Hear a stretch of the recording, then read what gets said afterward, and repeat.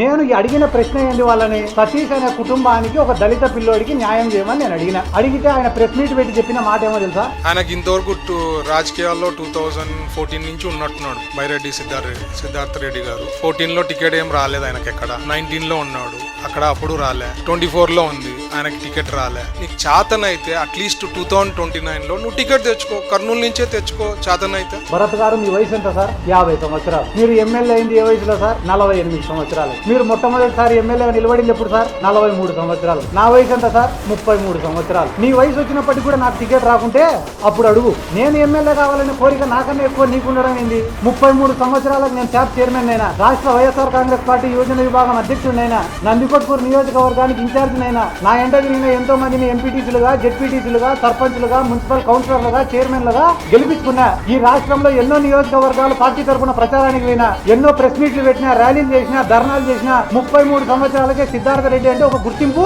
నేను తెచ్చుకున్నా. అదే 33 సంవత్సరాలకు మీరు ఉయ్యాలు ఊగుతాయినారా సార్? నేను అడిగే ప్రశ్న ఏంది, సతీష్ అనే కుటుంబానికి న్యాయం చేయండి సార్ అని నేను అడుగుతుంటే, సిద్ధార్థ టికెట్ తెచ్చుకో, నిలబడు, ఇదే నువ్వు మాట్లాడే మాట?